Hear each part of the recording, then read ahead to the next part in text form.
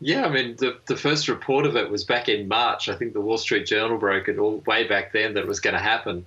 And we keep saying, oh, it's going to happen, it's going to happen. And it's always kind of, a one source in an Israeli newspaper, that kind of thing. But it does look likely that it's going to happen. It's very sensitive because, as you say, he hasn't been overseas since January 2020. So it's a very big deal. They've just finished the leaders' retreat in Beit Ahur, which is the big thing where they get together and essentially stitch things up before the party congress in November. So for him to go overseas at all with this immense congress coming up in November is a really big deal. So hush, hush. Indeed. And why Saudi Arabia? Yeah, Saudi Arabia is a very interesting choice. It's a safe place to go, so he's not going to encounter any embarrassing protests or anything like that that's going to diminish his prestige. It's also, they're incredibly oil dependent, so they export or have a trade volume that's 3 times greater than the United States does. So they really depend on them as an oil supplier and as a major purchaser of Chinese weapons. Yeah. How do you think it'll compare to the visit by Joe Biden, which was low-key for obvious reasons? Do you think there'll be more fanfare with Xi visiting?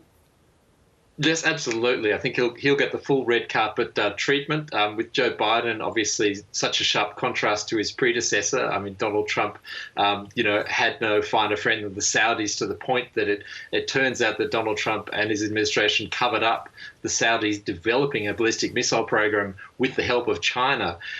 So you had the world's most awkward fist bump with Joe Biden. So for the Saudis, there's no chance of Xi Jinping raising the issues of dismembered journalists or what they're doing in Yemen. And on the other side, of course, Xi Jinping won't be asked about Xinjiang or Hong Kong or Taiwan. So, yeah, it'll be a safe visit, shall we say. Yeah, no sensitivities. Also, Indonesia on the agenda later in the year. So, you were talking about, of course, ahead of the Congress and Xi hoping for a third term. Do you get the sense that he's now secure in that playing out? Yeah, that's the signal this sends, because no one exactly knows, in speaking of mysterious things, when the party congress is going to be held. Experts are making various guesses that it'll be late October, possibly early November. But either way, it's really, really close to this G20 meeting in mid-November. So he must be very confident in his position in what is kind of a real make or break party congress for him. And of course, at that G20, there will be other world leaders, and it's a big global stage. Is it a risk for him to go to Indonesia? Look, I think domestically there definitely would be a certain amount of political risk for him. But the fact that Putin is going as well, in some ways, by not going, you're the odd one out. And questions have to be asked about, you're projecting this strength as a leader, and yet somehow you're not turning up to this, major event. So in some ways he has to go, otherwise he will appear weak to a domestic audience. Yeah.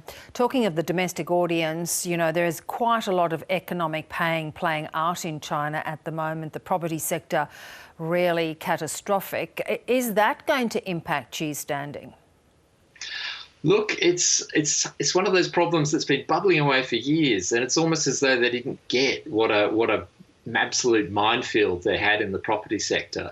If you look at the numbers, probably the most shocking one I've seen recently is that the new real estate loans, for the first time since anyone could remember, have actually dropped off. So this hasn't happened in over a decade.